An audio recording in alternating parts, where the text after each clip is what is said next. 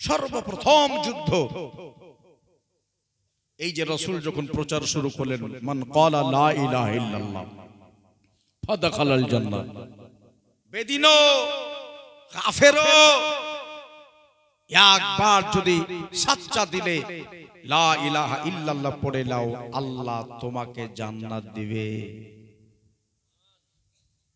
যারা নিজের দিলের গর্ত কভার সরিয়ে চোখের ধুলাবালি ঝেড়ে আল আমিন নবীর দিকে যখন একবার তাকিয়ে দেখলো, মনে করলো সত্যি ইনি হলেন আল্লাহর হাবিব, কালেমা পড়ে নিলেন, ছোট্ট জিরো থেকে উনি হিরো হয়ে গেল।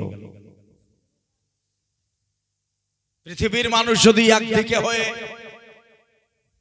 নবীর শান মর্যাদাকে ঘটাতে চায়, কমাতে চায়, ও নিজেই কমে যাবে, নিজেই বসে যাবে। আমার রাসূলুল্লাহর শানের একটু ক্ষতি হবে না। কেননা আল্লাহ পাক বলতেছেন ওয়া রাফা'না লাকা যিকরাক, নবী গো আপনার জিকিরকে, আপনার মর্যাদাকে আমি আল্লাহ অনেক উঁচু করেছি। আল্লাহর উপর কেউ কলম চালাতে পারে? আল্লাহ যেটা বলবে সেটা শুনতে হবে, আর যদি না শোনো সেই আজাজিলের মতো হবে। আল্লাহ ব্যতীত সেজদা হারাম, নাকি বলছেন? কথা কন, আল্লাহ ব্যতীত সেজদা হারাম। যদি সেই আল্লাহ বলে যে অমুককে সেজদা করতে হবে, তো আল্লাহর কথা শুনতে হবে না? জোরে বলেন, না শুনতে হবে না? আল্লাহ বলতেছেন আদমকে সেজদা করো, ফাসাজাদু, ওই तमाम মালায়েকা সব আদমকে সেজদা করো। সবাই হুড়মুড় করে পড়ে গেল সেজদায়। একজন কিন্তু করছে না, আজাজিল। আল্লাহ ব্যতীত সেজদা হারাম, কিন্তু মাওলা যদি বলে, খোদা যদি বলে, করা লাগবে কি না? আজ না করলে শয়তান হতে হবে। তুই নবীর তাজিম করলি না, তোর 600 করোড় বছরের ইবাদত বরবাদ হয়ে গেল, বেকার হয়ে গেল, বাদ হয়ে গেল। তো যখন মানুষ বুঝতে পারলো, ধীরে ধীরে ধীরে ধীরে ধীরে আস্তে আস্তে আস্তে আস্তে কালেমা পড়তে শুরু করলো। জোরে বলে, একটা, দুটা, তিনটা, চারটা, পাঁচটা, এমনি করে কালেমা পড়তে লাগলো। তো আবু জেহেল দেখলো, আবু সুফিয়ান দেখলো যে আরে মানা করতে করতেও ভেতর ভেতর কিছু মানুষ কালেমা পড়ে নিয়েছে, কি করা যায়? তো প্রাথমিক সাহাবায়ে কেরামদের টর্চারিং শুরু করলো, মারতে শুরু করলো।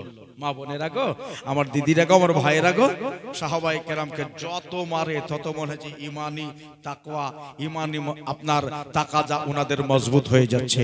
জোরে বলেন সুবহানাল্লাহ। আপনার আমার মতো তো নয়, ওরা ছিল সাহাবী। আর যারা সাহাবী, রাসূল বলতেছেন তারা আকাশের তারকার মতো। সাহাবীদেরকে রাসূল কান নুজুম বলে আপনার খেতাব দিয়েছেন, তারা আকাশের তারকার ন্যায়। দেখলো সাহাবীকে মেরে লাভ হলো না, কি করা লাগবে? মুহাম্মদ সাল্লাল্লাহু তাআলা আলাইহি ওয়াসাল্লামকে মেরে দাও। আর যতক্ষণ নবীকে না মারবা ততক্ষণ ইসলামের জড় মিটবে না। আল্লাহর হুকুম হলো সান্দু হুজরিতে মক্কা থেকে মদিনাতুল মুনাওয়ারা রাসূলে কায়নাত হিজরত করে চলে গেলেন, সঙ্গে আবু বকরকে নিয়ে। বেরাদার, যার যেটা অভ্যাস, মদিনাতুল মুনাওয়ারার মানুষেরা বড় একটু ভালো ছিল। রাসূলকে তাকিয়ে দেখে তারা নিজেই বলেছিল তলা আল বদরু আলাইনা মিন সানিয়াতিল ওয়াদাই ওয়াজাবা শুকরু আলাইনা মা দা লিল্লাহি দাই। তাকিয়ে দেখো আমাদের দেশে 14 তারিখের পূর্ণিমার চাঁদ বিকশিত হয়েছে। জোরে বলেন একবার। আমাদের দেশে 14 তারিখের চাঁদ আপনার প্রস্ফুটিত হয়েছে। রাসূলকে পূর্ণিমার চাঁদ বলেছেন মদিনার লোকেরা। আমার আলা হযরত বলতেছেন নবীকে চাঁদের সাথেও তুলনা করো না, নবী চাঁদ ও সূর্যের চাইতেও আফজাল। কিন্তু আমাদের আপনাদের মতো দুপাইয়া কিছু মানুষ আছে, তারা বলছে আমারই মতো। হ্যাঁ, একটা, দুটা, তিনটা করতে করতে মদিনাতুল মুনাওয়ারাতে, মক্কার মদিনা মিলিত হয়ে 313 জন মুসলমান হইল। আজকে দুলালগঞ্জের মাটিতে বেশি না হইলে তো এখানে 200 লোক বসে আছে, নাকি বলছেন? 313 জন মানুষ মুসলমান হইল। আজ সারা এলাকা ঘুরে দেখে কত মুসলমানের আবির্ভাব। হ্যাঁ, দুলালগঞ্জ, মোথাবাড়ি, এ দেখ সে দেখ, গোটা মালদা মিলে লাখো মুসলমান, লাখ লাখ লাখ লাখ আছে কিনা? হ্যাঁ, সুবহানাল্লাহ। তো আবু জেহেল আবু সুফিয়ানের নেতৃত্বে ওয়াজ শুনেছেন, একটা জঙ্গের ঘোষণা করল। রমজানুল মুবারাকার 17 তারিখে শুক্রবারের দিন জঙ্গে বদর হলো। 313 জন মানুষ নিয়ে রাসূলে কায়নাত জঙ্গে বদরের মাঠে গেলেন। আমি জীবনী বলছি না, আমি জীবনী বলছি না, শুধু একটু নুকতা ধরিয়ে দিচ্ছি আপনাদের। তো 313 জন মানুষ নিয়ে মাদারেজ নবুয়াত দ্বিতীয় খণ্ড, লেখকের নাম হলো আল্লামা আব্দুল হক মুহাদ্দিস দেহলভী রহমতুল্লাহ আলাইহি, উনি বয়ান করছে 313 জন মানুষ নিয়ে আল্লাহ রাসূল 1450 মানুষের মোকাবিলায় নেমে গেলেন। এখানে মুসলমানের জিত হইল। কার জিত হইল? মুসলমানের জিত হইল। এই যুদ্ধের ময়দানে রাসূলুল্লাহর তরফ থেকে বাহ বাহ বলার জন্য 3000 ফেরেশতা ছিল। 3000 ফেরেশতা এসেছিল। এই যে একটা রাগ, এই যে একটা রিয়া, এই যে একটা হিংসা কাফেরদের ভিতরে থেকেই গেল। আবু সুফিয়ান বলল, যদি কোনোদিন সময় পাই তো মুহাম্মদ সাল্লাল্লাহু আলাইহি সাল্লাম তোমার খাইরিয়াত নাই, তোমাকে জনমের মতো বিদায় করে দেব। আল্লাহ রাসূল বললেন, আমি ইসলামকে বাঁচাবার জন্য বারবার যাব, 1000 বার যাব, লেকিন দাঁড়িয়ে থেকে ইসলামকে আমি মিটতে দেব না। আহা, আজ মুসলমান মেয়েরা বসে আছে, ভাইরা বসে আছে, টুপি পরে কত সুন্দর লাগছে, মনে হচ্ছে সত্যি জান্নাতের বাগানে আল্লাহর খাস বান্দা বসে রয়েছে। আবু সুফিয়ান আর একটা যুদ্ধের ঘোষণা করলো। এই যুদ্ধটা হলো জঙ্গে উহুদ, দ্বিতীয় নম্বর যুদ্ধ। নবী পাক বলেন, ঠিক আছে, আমি ইসলামকে বাঁচাবার জন্য আমি উহুদের প্রান্তরেই যাব। মুসলমান সংখ্যাতে আস্তে আস্তে বাড়তেছে, কমেনি। কাফের প্রচুর এসেছে। এই বছর আব্দুল্লাহর ছেলেকে, ইবনে আব্দুল্লাহকে মেরে উহুদের মাটিতে বালিতে পুঁতে দিয়ে তারপরে আমরা ফাতা হাসিল করে গান বাজনা বাজাতে বাজাতে, ঢোলডাঙ্কা নিয়ে গেছে ওখানে বাজাতে বাজাতে, তারপর আমরা পুনরায় আবার মক্কা দেশে ফিরে যাব। আল্লাহ রাসূল বলতেছেন, আমি বেশ কিছু সাহাবীকে নিয়ে গেছি। নিয়ে যাওয়ার পরে ওইদিকে হাজার হাজার হাজার হাজার কাফির, নবীর সাথে স্বল্প লোক। খুব খেয়াল মুসলমান, আজ জালসা শুনে মানুষের মন এমন হয়ে গেছে, জালসা শুনতে আর যাব না, বাড়িতেই বসে থাকবো। হ্যাঁ, আজ দেশে জালসা দিয়েছি, যদি বাড়িতে বসে থাকো তোমার গ্রাম সাকসেস হলো না। জালসা গ্রামে দিয়েছো বাড়িতে শুয়ে থাকার জন্য নয়, ইসলামিক কালচার বাড়াবার জন্য, ইসলামের কথা শুনে আমাল বাড়াবার জন্য। তাহলে আপনাকে জালসা তলাতে আসতে হবে। আজ বাড়িতে শুয়ে থাকার দিন নয়, আজকে গ্রামে ধরেন একটা জাশান মানা হচ্ছে, রাসূলুল্লাহর মেম্বার সাজানো হয়েছে, কমিটি ছেলেরা কত উদ্যোগ নিয়ে 1 মাস থেকে দৌড়ে বেরিয়ে খেটে খুঁটে আপনাদের এই গ্রামে জালসা করতেছে। একটা আলেমকে 8 মাস 7 মাস আগে থেকে দাওয়াত দিতে হয়। মৌলানা গোলাম হোসেনকে 6 মাস আগে দাওয়াত না দিলে পাবেন না। যেমন আপনার রবিউল আউয়াল শরীফ, আপনার মুহররম শরীফে 1 বছর আগে থেকে দাওয়াত না দিলে পাবেন না। বেরাদারান ইসলাম, ভাইরা, আমার দাদারা, তাহলে ইনারা কত কষ্ট করে আপনারা তাউন করেছেন, মাদাদ করেছেন, ইমদাদ করেছেন, জালসার জন্য টাকা দিয়েছেন, কিন্তু জালসাতে কেন আসবেন না? হ্যাঁ, আল্লাহ রাসূল গেলেন, জঙ্গে উহুদের প্রান্তরে হাজির। ব্যাপার তো খারাপ, ওরা তো প্রচুর মানুষ। জঙ্গের নিশান তো বদলিয়ে যাবে। তো ভালো ভালো যারা তীরান্দাজ, মানে যেটাকে নিশান করবে সেটাকে লেগে যাবে। 72 জন সাহাবীকে একটা জায়গাতে রাসূল মোতায়েন করলেন। তুমি তো তীর চালাতে ভালো পারো, তুমি তীর চালাতে ভালো পারো, তুমি তীর চালাতে ভালো পারো। ওই ওহুদের মাঠে একটা পাতলি গলি ছিল, ওই পাতলা গলিটা যার দখলে থাকতো সেই জিতে যেত। সুবহানাল্লাহ বলেন। তো নবী পাক আগে গিয়ে 72 জন সাহাবীকে নিয়োগ করলেন ওখানে। শোনো, একটা কথা খুব ভালো করে মনে রাখবা, কি হলো, এই পাতলাগুলি খবরদার ছেড়ে দেবা না। যদি একদিন কেটে যায়, দুদিন কেটে যায়, 3 দিন কেটে যায়, তবু এই পাতলিগুলি ছেড়ে দিবা না, এখানেই দাঁড়িয়ে থাকবা। আচ্ছা ঠিক আছে, তাই হলো। সাহাবায়ে কেরাম বলেন, হুজুর আমরা এখানেই তাহলে দাঁড়িয়ে গেলাম। ওদিকের আপনার মানুষ রেডি, এই দিকেরও মানুষ রেডি, তীর চলতেছে, এত জোর তীর চলতেছে, কিন্তু যুদ্ধের ফলাফল দেখা যাচ্ছে না। মানে এরাও জেতে না, ওরাও জিতে না। কথা বুঝে এসেছে আপনাদের? যুদ্ধের কোনো ফলাফল দেখা যাচ্ছে না। ব্যাপার বড় মুশকিল হয়ে গেল। আজ মুসলমান আরামসে ঘুমাচ্ছে। ইসলামের জন্য কোনো নিজের শরীরের বাজে লাগাতে হয় না, ইসলামের জন্য আমাদের কোনো দৌড়াতে হয় না।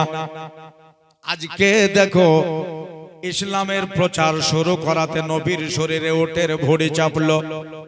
আজকে আল্লাহর পয়গম্বরের শরীরে পাথর লাগলো। আজকে নবীর দেখে আপনার গুটলে মারলো।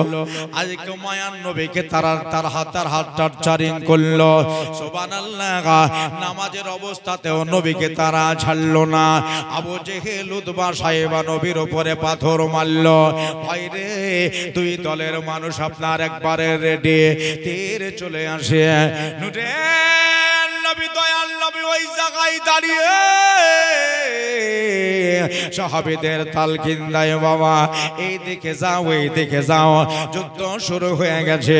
যদি আজকে এখানে সাহাবায়ে কেরাম সবকে যদি মার্ডার করে দেয়, শহীদ করে দেয়, ইসলাম আর আগে বাড়বে না। দুলালগঞ্জের মাটিতে মুসলমান থাকবে না, মালদার কালিয়াচাকে মুসলমান থাকবে না, মুর্শিদাবাদের কোনায় মুসলমান হবে না। আজকে যদি তামাম ইসলামিক লোক খতম হয়ে যায়, বন্ধুরে আমার ভাইরা রে, মায়ার নবী সবকে তালকিন দিতেছে।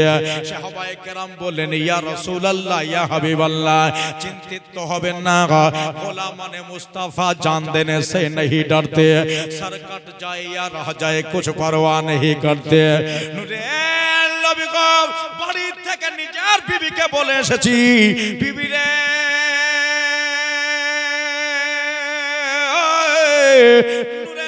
সঙ্গে গেলাম, আর জিন্দেগিতে কোনোদিন বাড়ি ফিরে আসবো না। একবার তাকিয়ে দেখে নাও, আমার চেহারাটাকে একবার ভালো করে তুমি দেখে নাও। বিবি, যদি কিছু নেওয়ার থাকে, কিছু চাওয়ার থাকে, আমার কাছে চাইতে পারো। সাহাবীর বিবিরা বলেছিলেন, হুজুর তাড়াতাড়ি করে নবীজির সঙ্গে চলে যান, ইয়ে চলে যান। কেউ যদি কোনো দিক থেকে তীর নবীকে মেরে দেয়, আল্লাহর নবী জখম হয়ে যাবে। এই জন্য নবীর শরীরে একটাও যেন তীর না লাগে। ও দরদি মায়েরা, আমার ভাইরা, আমার দাদারা, সুবহানাল্লাহ, দেখাতে দেখাতে একটা তীর যেন চলে আসতেছে। আবু সুফিয়ান বলল, ওই নবী দাঁড়িয়ে আছে, আমিনার লাল দাঁড়িয়ে আছে, ওইটা আব্দুল্লাহর দোলাল দাঁড়িয়ে আছে, ওইটা আব্দুল মুত্তালিবের পোতা দাঁড়িয়ে আছে। একটা তীর চালা, নিশান করে তীর চালা, তীর বন্দুকে ধরে আপনার তীরখানা ছেড়ে দেওয়া হয়েছে। ওই তীর 70-80 কিলোমিটার গতিবেগে উড়তে উড়তে গিয়া লাগবে তো লাগ, আমার নূরের নবী গো, আমার রহমতের নবী গো, লাগবে তো লাগ একবারে ললাট মোবারকা লেগে গেল, ললাটে লেগে গেছে। নূরের নবী চুপচাপ মাটিতে ওখানে বসে গেলেন। কেন না, আমাকে যদি সাহাবায়ে কেরাম দেখে লাই, তাদের মাজা ভেঙে যাবে, তাদের হৌসলা টুটে যাবে। কাছে ছিল দুইজন সাহাবী, তাদের জন্য নবুয়ত খুলে দেখেন, আপনার উহুদের ওয়াজা তাসমিয়াতে লেখা আছে, আল্লাহর নবীর কাছে দুইজন সাহাবী ছিলেন। একজনের নাম হযরতে আবু কাতাদা, একজনের নাম হলো হযরতে আবু সার। দুইজন সাহাবী বলেন, ব্যাপার তো খারাপ হয়ে গেল, নবীর ললাটে তিল লেগে গেছে, চল নিয়ে যাও ওই পাহাড়ের গুহা ওই পাহাড়ের গুহায় নিয়ে চল, আমার দয়ার নবীকে নিয়ে চল। তারা সবাই মিলে নূরের নবীকে দুজন মিলে হযরতে আবু কাতাদা হযরতে আবু যার রাদিয়াল্লাহু তাআলা আনহুমা আল্লাহর নবীকে পাহাড়ের গুহার ভিতরে নিয়ে গেলেন। সুবহানাল্লাহ, ইতিহাস খুলে দেখো আজকে এমন ভাবে নবীর ললাটে তিল লেগেছে, তিলটা টান দিয়ে বাহির হয় না। আজকে রহমতের নবীকে তিল লেগেছে, যাকে তৈরি না করলে আল্লাহ পাকের রুবুবিয়্যাতের ইজহার হতো না, যারে তৈরি না করলে আসমান হতো না, জমিন হতো না, যারে তৈরি না করলে পৃথিবী হতো না। আল্লাহ কিছুই তৈরি করতেন না। আল্লাহ নিজেই বলতেছেন লাউলা কালামা আজহারতু রুবুবিয়্যা, হাবিব আপনারে তৈরি না করলে আমি যে আল্লাহ আছি দুনিয়ায় ইজহার হতো না, দুনিয়ায় ইজহার হতো না। ইয়ে জানলে দুই সাহাবী নিয়ে চলে গেলেন গুহার ভিতরে। আপনার তীরখানাকে টান দিতে গিয়ে তীরের ডগা ভেঙে গেল, কঞ্চিটা ভেঙে গেল, ডামারটা ভেঙে গেল, তীরটা নবীর ললাটের ভেতরে থেকে গেল। হযরতে আবু যার রাদিয়াল্লাহু তাআলা আনহু উনি নিজের জবান লাগিয়ে দিলেন, মুখ দিয়ে দাঁত দিয়ে ধরে তীরের আগালটাকে, তীরের আপনার ডগাটাকে টানতে আছে। তীরের ডগা টানতে গিয়ে মটাম করে দুটা দাঁত শহীদ হয়ে গেল। আবু যার বলেন ইয়া রাসূলুল্লাহ, ইয়া হাবিবাল্লাহ, আপনার প্রেমে ওই দুটা দাঁত দিয়ে দিলাম। নবী গো, এটাই ইতিহাসে লেখা হবে, নবীর প্রেমে দুটা দান শহীদ হয়ে গেল। আবার পুনরায় মুখ লাগাইলো, খুন আলুদা জবান লিয়া, দুটা দাঁত ঝরে গেছে এইরকম জবান লিয়া, রক্ত মাখা মুখ নিয়ে আবার নবীজির ললাটে মুখ লাগালেন, জোরে করে টান দিলেন। টান দেওয়ার পরে তীরটাকে জাহাই করে বার করা হলো। ওইদিকে সবাই কেরাম টেটে লড়ে আছে, কেউ পিছনে যায় না, আগে যায় না, পিছিয়ে যায় না, একবারে স্থির হয়ে দাঁড়িয়ে আছে। আল্লাহর নবী নূরের নবী রক্ত মুবারক বার হতে শুরু হলো।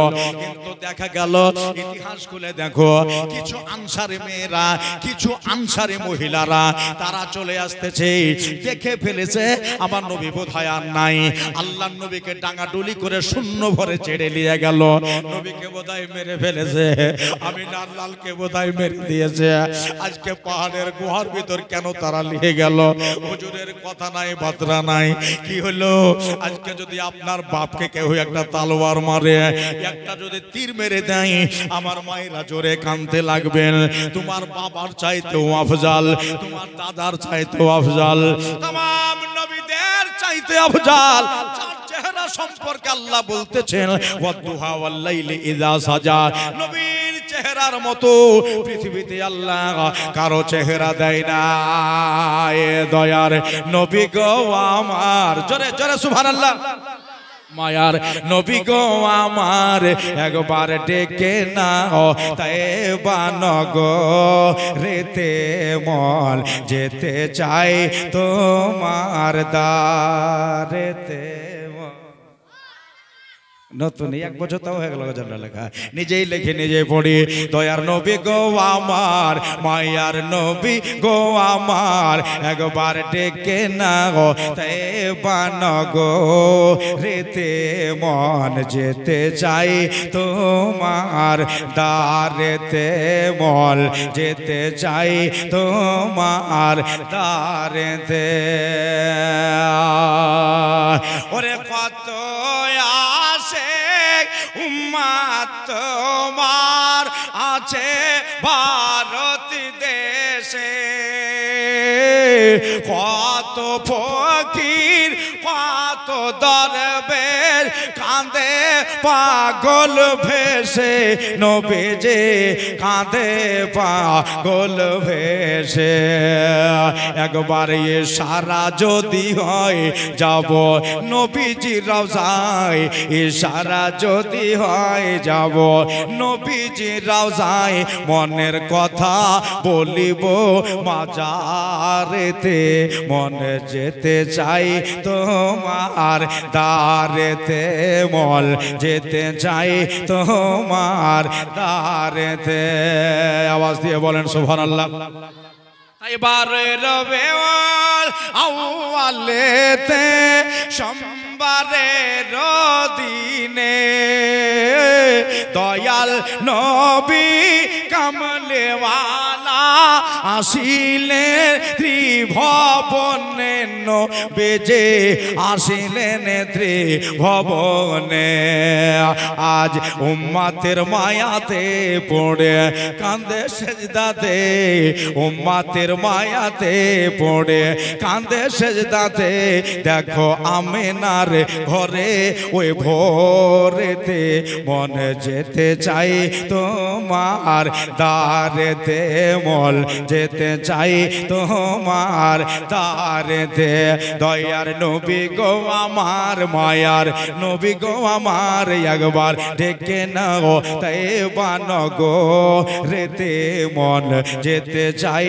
তোমার দারেতে এক মোহব্বতের শের লিখেছে যে আবু বকর ওমর ওসমান আলী চারি জনে কেমন ভালো বেসেছিল নবী পাকের সনে জোরে জোরে আরেকবার বলেন সুবহানাল্লাহ ভাইয়ের আমার আবু বকর ওমর ওসমান আলী চারি জনে কেমন ভালো ছিল নবী পাকের সনে দেখো না নবী পাকের সনে যদি ভালোবাসতে হয় আমার নবী মুস্তাফাই জোরে বলতে হবে যদি ভালোবাসতে হয় আমার নবী মুস্তাফাই ভালোবাসো নবীকে হৃদয়েতে মন যেতে চাই তোমার দারেতে মল যেতে চাই তোমার দারেতে একটাই শের আছে আর যে আমরা দিওয়ানা গোলাম তোমার ডাকি বারে বারে জোরে বলেন আমরা দিওয়ানা গোলাম তোমার ডাকি বারে বারে কাছে টেনে জায়গা দিও নবী কঠিন মহশরে নবী যে কঠিন মহশরে যদি খুশি হও যপনে দেখা দিও স্বপনে আল্লাহুম্মা আমিন বলেন খুশি হও যপনে দেখা দিও স্বপনে এই আর যে তোমার কদমেতে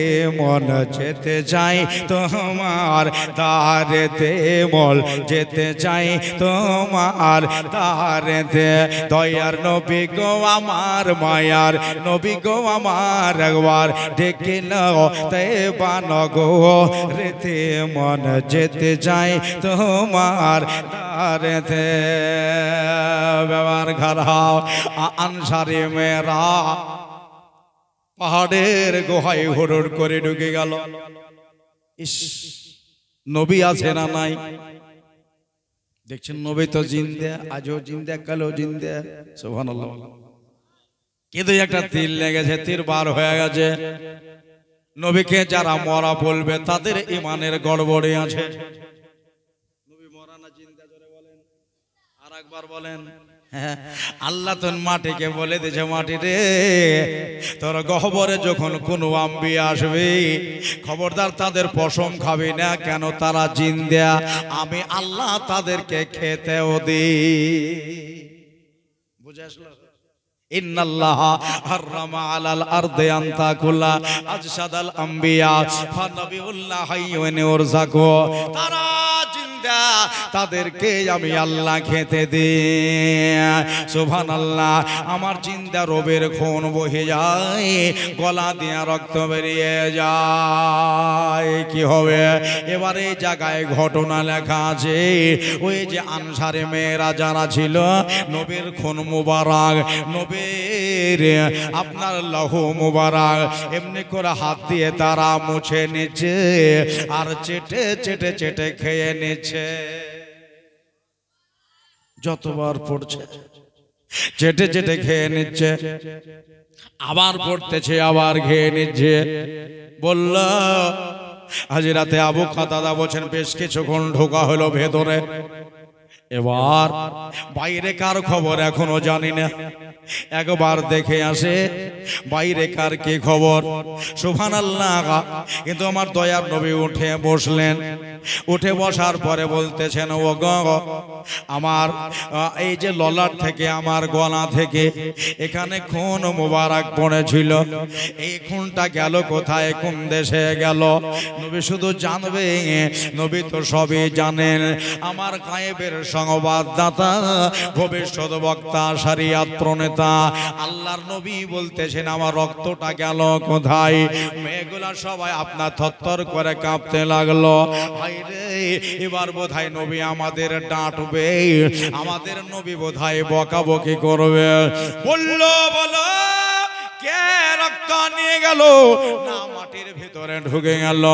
একটা মেয়ে ভয়ে ডরে এমনি করে হাত তুলেছে, ইয়া রাসূলুল্লাহ, ইয়া হাবিবাল্লাহ, আপনার রক্ত, কিছু রক্ত আমি চেটে চেটে চেটে খেয়ে নিয়েছি।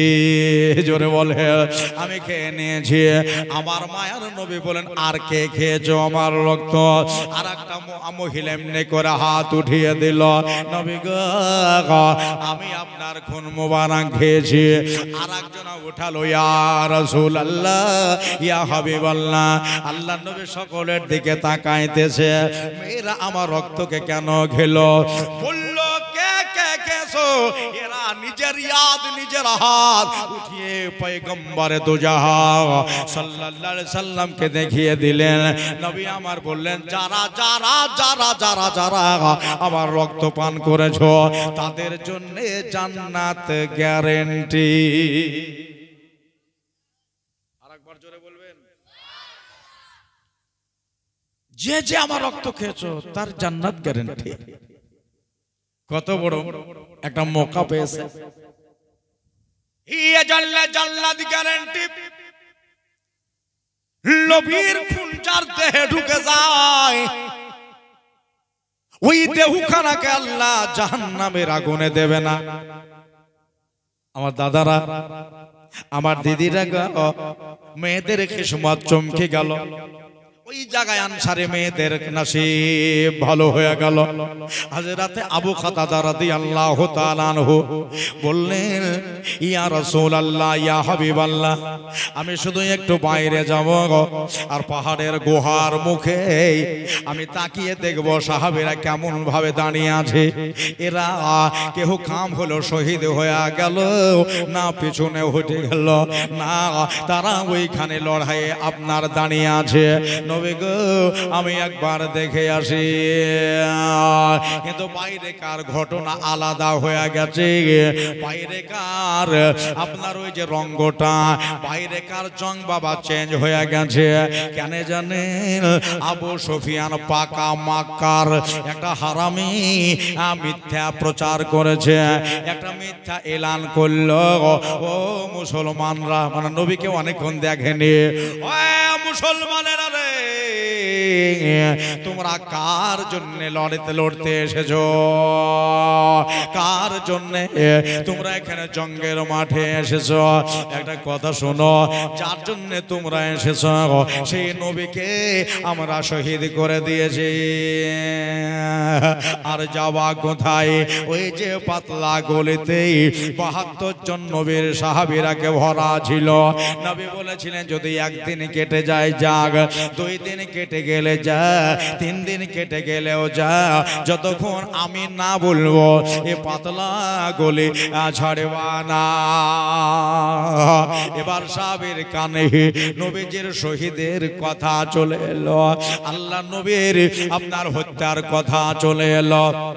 ওই জায়গায় আর দাঁড়াইতে পারলো না। সাহাবীরা বলতেছেন, হায় হায় কি হলো? নবী ছাড়া যে আর বাঁচবো না রে, আমাদের মাজা ভেঙে যাওয়ার মতো হয়ে গেল, আমাদের মাজা ভেঙে যাওয়ার মতো হয়ে গেল। একটা একটা করে সাহাবী বেরোতে লাগলো, পাতলা গলে ছেড়ে দিল। নবী গো, আপনার চেহারাটাকে একবার দেখতে চাই। নূরের নবী গো, আপনাকে মেরে তারা কোথায় ফেলে দিয়েছে?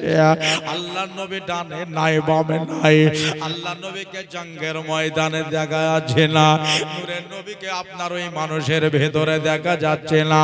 সাহাবীর আপনার মন মানসিকতা আলাদা হয়ে গেল, মাজা ভেঙে গেছে রে, আমার নবীকে দেখতে পায় না, মন খারাপ হয়ে গেল।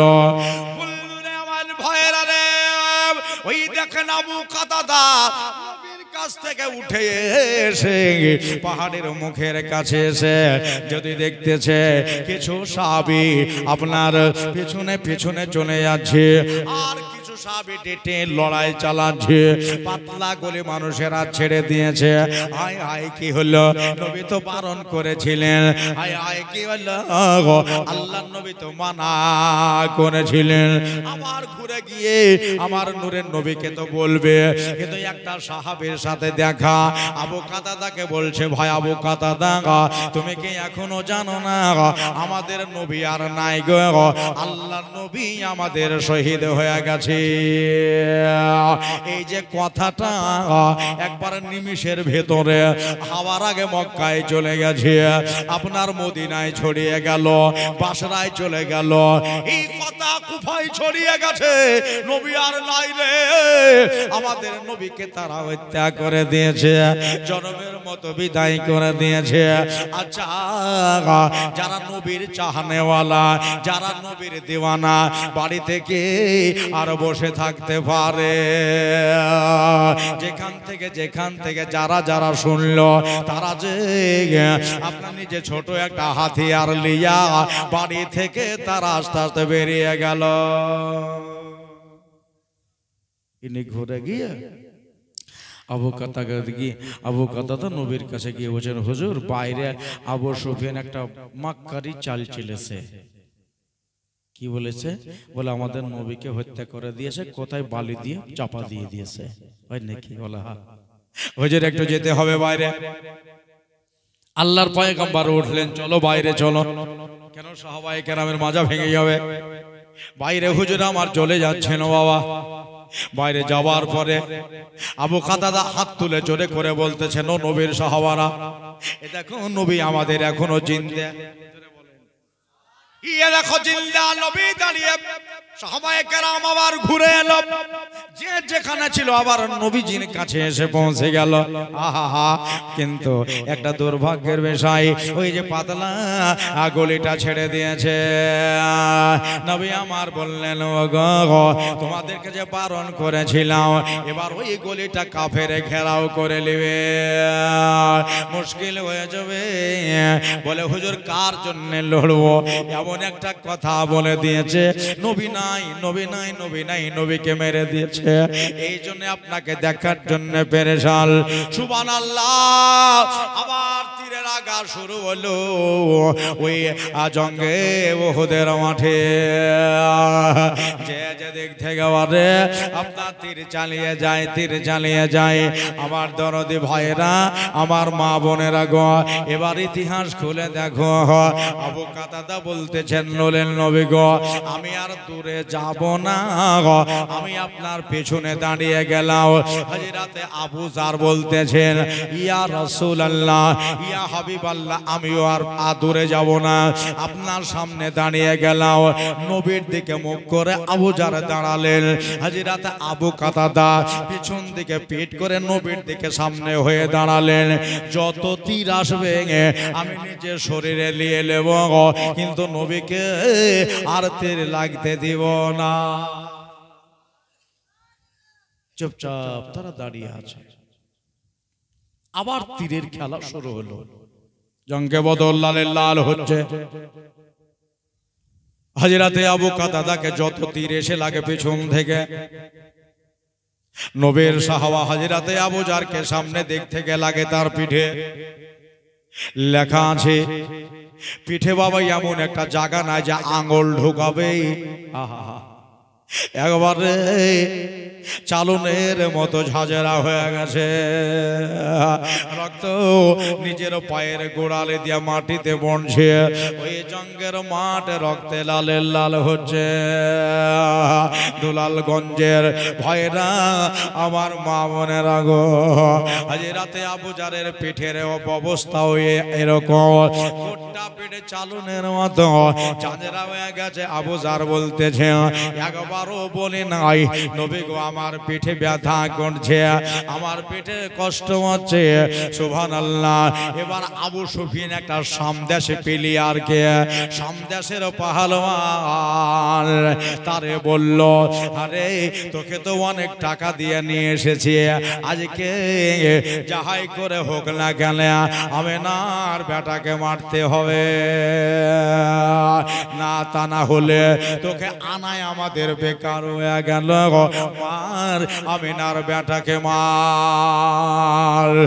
বন্ধুরে সে বলল সেটাও তো ঠিক, দুনিয়ায় একটা আমার নাম আছে, মক্কা মদিনায় একটা আমার নাম আছে, যে আমার একটা তীরের আন্দাজ ভালো, যেটাকে মারবো মনে করে সেটাকে মেরে দেয়।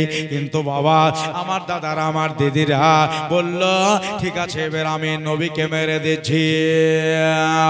পিছে আবু কাতাদা আর সামনে আবু জার, দুইজনাই দাঁড়িয়ে সব তীরগুলাকে রুখে নিচ্ছে। ডান দিকে তীরগুলা নেজার বাড়ি মেরে ফেলে দেওয়া হচ্ছে, বাম দিকে